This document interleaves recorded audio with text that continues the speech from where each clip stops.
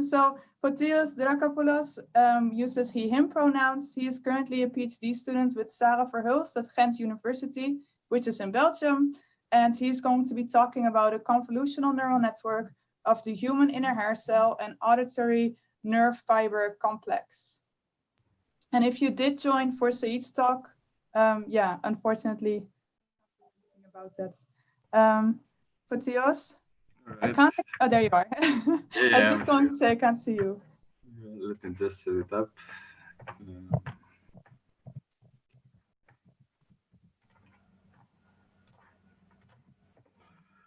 All right. Thanks for the introduction. Good morning, good afternoon to everyone. Today I'm going to talk about our modeling of the inner hair cell and auditory nerve fiber complex using convolutional neural networks.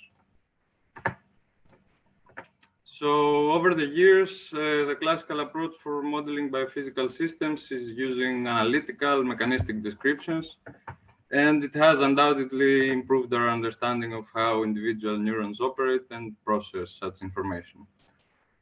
Although such mechanistic models are able to accurately capture the nonlinear and adaptation properties of sensory systems, as in the case of the auditory system, these descriptions are limited by the scientific knowledge and the hypothesis of the researchers, often incorporating complex relationships such as coupled sets of ordinary differential equations to describe even small neuronal systems. So this mechanistic approach actually results to models that are non-differentiable and are slow to compute, making it rather difficult to advance this framework to model more complex behaviors or large-scale network circuits. On the other hand, the emerged deep neural networks have been proven able to quantify complex behaviors of systems and can be used to construct large-scale networks. The major drawback, of course, of these approaches is their data-driven nature, requiring vast amounts of data to accurately describe such an unknown system. So to address these issues, we present here a hybrid computational modeling and convolutional neural network framework, where existing analytical biophysical neuronal models are used to simulate neurobiological recordings to provide a large and reliable dataset for training DNA-based models of sensory cells and synapses. The present framework was applied to the auditory system to offer Conner, a fast and differentiable model that simulates auditory inner hair cell and auditory nerve fiber processing, as accurately as conventional analytical Hodgkin-Huxley and diffusion store models do. The hybrid approach that we followed was to use a state-of-the-art model of the auditory periphery, to which speech stimuli were given as inputs to extract the simulated outputs of each stage of the ascending pathway up to the auditory nerve. For modeling each stage, 201 frequency channels were chosen, and the outputs were sliced and downsampled to form the training input-output datasets. These datasets were used train different encoder-decoder CNN architectures, specifically designed for each stage, each time minimizing the absolute difference between the simulated and trained outputs. So after training, each of the models was evaluated on the basis of key inner hair cell and auditory nerve fiber complex properties described in experimental studies, using basic stimuli which were not included in the training set. What I won't be talking about today is the first stage of the periphery model, which is a transmission line model of the cochlea and which is already modeled as part of our previous work. If someone wants to know more about this, you can read our archive preprint mentioned here, or you can find the model itself on our GitHub page. Instead, I will focus on the next two stages of the auditory periphery, and I will start with the inner hair cell transduction model, which simulates inner hair cell receptor potential in response to basilar membrane vibration inputs using a Hodgkin-Huxley type description. The end-to-end encoder-decoder architecture that was used for the inner hair cell module consists of 6 CNN layers with strided convolutions. The first 3 layers form the encoder, where the temporal dimension is halved after each CNN layer, resulting to resulting to an encoded latent representation. The last 3D convolution layers form the decoder, which doubles the temporal dimension after each layer to reobtain the original temporal dimension of the input, as shown in this figure. Different combinations of activation functions were tested after each layer, etanates and the combination of etanates for the encoder and the sigmoid for the decoder layers. And two important aspects that constitute these architectures is the context provided to the sides of the inputs to represent prior stimulation and also avoid discontinuities at the boundaries of the simulated outputs, and the skip connections, which ensure that the signal's phase information is preserved throughout the architecture. A cropping layer is also added at the end of the architecture to discard this context information. So after we trained this architecture to simulate Innerhaircell processing, we evaluated it on two basic properties, the excitation patterns and the AC-DC ratio extracted from the responses. The excitation patterns were computed by the average Innerhaircell receptor potential across CF, shown here for the reference Innerhaircell model in the first column, and the trained CNN models with the two different nonlinearities in columns B and C. The architecture we designed seems able to capture the Innerhaircell excitation patterns with the tanate sigmoid combination shown in column C showing the best performance. The transduction aspects of the Innerhaircell model were also evaluated using the ratio of the AC and DC components of the simulated responses in response to tone bursts of 80 dB SPL, and they were compared against the guinea pig data. Oops, too early. The tanate sigmoid architecture predicts well the responses of our baseline model, shows a smooth decrease with increasing frequency similar to that observed to the experimental data. We examined also the growth of the half-wave rectified Innerhaircell potential as a function of level, which shows a linear-like increase of the RMS up to about 90 dB SPL. So taking all the results into consideration, we concluded that the Connier tanate sigmoid architecture accurately described all evaluated properties of Innerhaircell processing. And now I will move on to the next stage of the auditory periphery, the auditory-nerve-fiber synapse model, which simulates auditory-nerve-fiber firing rates in response to Innerhaircell receptor potential inputs. The auditory-nerve-fiber description of the periphery model we used is based on a 3D fusion store model, and it's comprised by 3 fiber types based on their firing rate, namely the high, medium, and low spontaneous rate fibers. The architecture that we developed for the approximation of the auditory nerve fiber models is one deeper autoencoder, comprised this time by 28 CNN layers.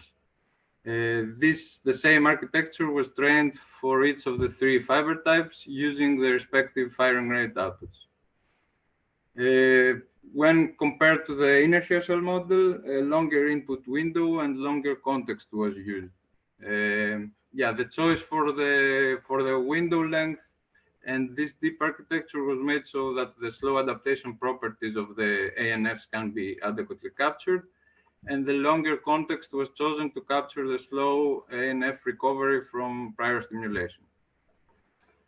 3 activation function combinations were tested, a prelude between all layers and combinations of tanates and prelude and tanates and sigmoids. And after we trained the 3 architectures to simulate ANF processing for each fiber type, we evaluated them by examining the firing rates to tonal stimuli and their level-dependent properties. So the simulated firing rates for each fiber are shown here over time in response to 4 tonal stimuli, starting from top 1 kHz and 4 kHz pure tone and the 1 kHz and 4 kHz amplitude modulated tone. The leftmost column shows the reference responses for the 3 fiber types, and columns B to D show the responses of the trained CNN models using the different nonlinearities. Most of the models show similar performance, but we found that the prelude activation after each layer best captured the firing rates of all ANF models. The second aspect that can be evaluated both computationally and experimentally are the level-dependent properties. The first panel shows the rate level curves computed for each fiber type in response to two tone bursts. The dust color curves corresponding to a 1 kilohertz tone and the solid color to 4 kilohertz. For all three fiber types, the predicted curves of the Connier architecture closely match the ones of the reference models, and they also seem to quantitatively capture the fiber type trends and differences observed in the guinea pig and mouse data. Panel B shows the simulated modulation synchrony of the fibers computed from the vector strength of the responses for modulated tones of 1 and 4 kilohertz carriers. Based on both properties and the firing rates, we conclude that the Connier Prelo architectures are able to accurately capture all the evaluated ANF properties. So yeah, maybe quickly I will go through the final aspect that we examined. It was the execution time.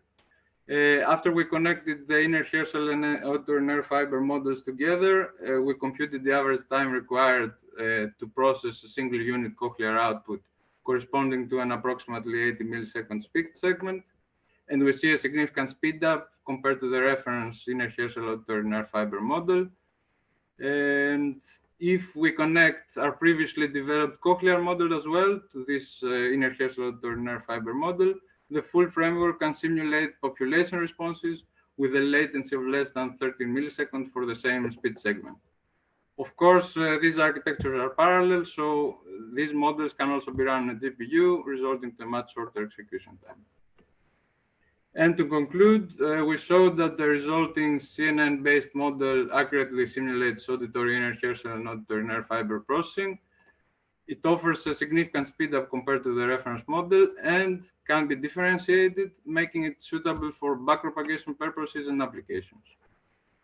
When connected to our cochlear CNN model, population responses can be also simulated and be used to drive neural network backends to simulate brainstem processing or the generation of auditory evoked potentials. Finally, further neural network models can be developed on the basis of the presented framework to compose large-scale neuronal models, auditory brain networks, closed-loop-based treatments of the pathological system maybe. But generally, we believe that our framework can be used to advance our knowledge of unknown neuronal systems, such as the brainstem and subcortical pathways or the human auditory cortex. Yeah, and with that, yeah, I'm finished. I would like to thank my collaborators on this project, Professor Sarah Verhulst and Deepak Baby, as well as the entire team of the Hearing Technology Lab. Thank you. Great, thank you so much, Fotios. That was awesome. So I saw that there were people that actually joined to watch your talk. So I'm going to rehash what happened today so that they are aware. Our second speaker unfortunately canceled. And instead of waiting for 15 minutes, we decided to move Fotios' talk into that earlier slot. So if you joined to see his talk and you only got to see the last end tail bit of it, then please make sure to rewatch it on YouTube. It was very interesting. And I will now answer some questions, ask you some questions that were posted in the Q&A, specifically from Dan Goodman. Thanks, Dan, for posting your questions. It's really helpful for me. So he is asking, did I understand it right that you're using DNNs to approximate detailed auditory models and not fitting it directly to data? Yeah, exactly. So the difference of this approach that we followed was that the data were simulated data, actually, that we trained the CNN models to. So we used our auditory periphery model to simulate large data sets to like broadband stimuli such as speech. And yeah, based on this data, we trained our models so we can like create as generalizable models as we can. And yeah, of course, experimental data could be used after training to like further optimize the models, or if we have like such large data sets that we can train our DNN models too, of course, you can use the same directly, to train them. But yeah, so far, we tried to solve this by simulating all this data. Okay, so before I ask you the next question that he posted, I'm going to launch a poll about what we should do with the time that we have left. So just when people are interested, they can vote there, and the panelists can vote as well. Fotios, can I ask you the next question, or do you want to look at the poll first? Yeah, sure, I can. Yeah, I can. I answered the poll already. Okay, great. I'll ask you the next question that Dan posted. So he is asking, did you peek inside the black box a bit? It will be interesting to know how it's doing the approximation, for example, for things like adaptive dynamics, etc. Yeah, indeed, this is an interesting question, and this is a nice thing to look at the models. So far, I mean, we know this is a black box, as you say. So far, we haven't really delved into all the details that happen layer after layer and between all the between the architectures. We have an insight about what's going on and what's training to, but of course this is like, yeah, this is a future work, and we would love to go through this more. Yeah, indeed, it's like you can learn, I think, a lot of things through this and what the model actually learned. And yeah, there are so many papers coming that say how you can analyze this CNN models and like more neuronal based models. So it would be something, yeah, our future work for sure. Cool. Soterios posted me privately a question. Soterios, would you like to come on and just ask it yourself? Okay, then. So in your convolutional neural network, what exactly input signals do you pass, and how do you interpret the outputs? Do you pass time-based signals, for example, or are you using spectra or other preprocessing? So the architectures that we used were end-to-end. So everything is limited to the time domain through convolutions. So what we actually do to approximate every different stage is to pass the time domain, let's say, responses to speech, and get the input and outputs of each stage to like the different speech sentences. So everything is in time domain. Everything, we don't examine any spectral or whatever properties. We just let the architecture train based on the time domain signals and learn all the processing and computation steps that it needs to do to like transform the output to the auditory-nerve-fiber firing rates or Innerhaircell receptor potential or whatever it might be.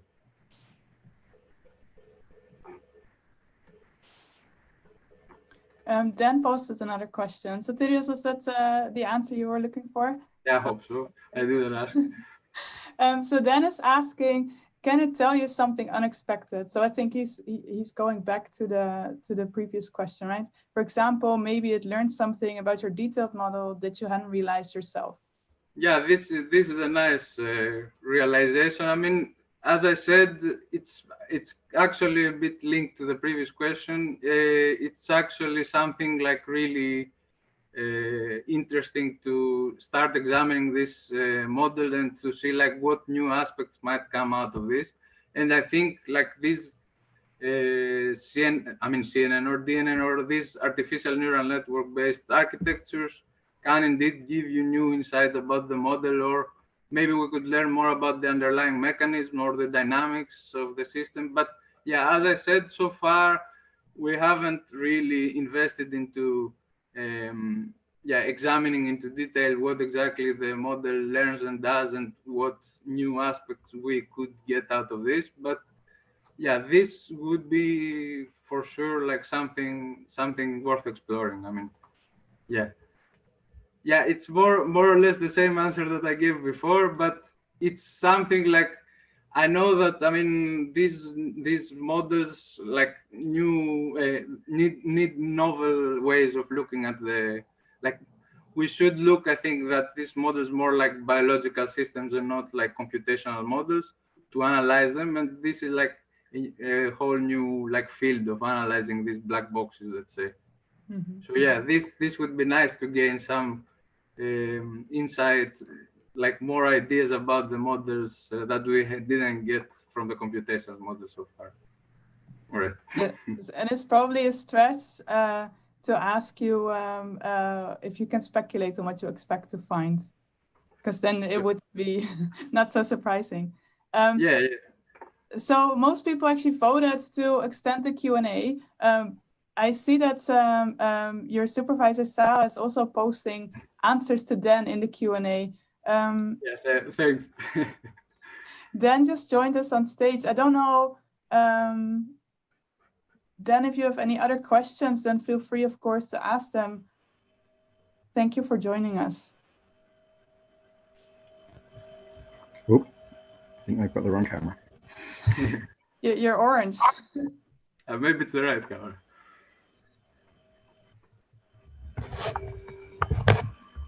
Hey, Hello. really cool talks, both of the talks actually. I really enjoyed this session. It was perfect for me.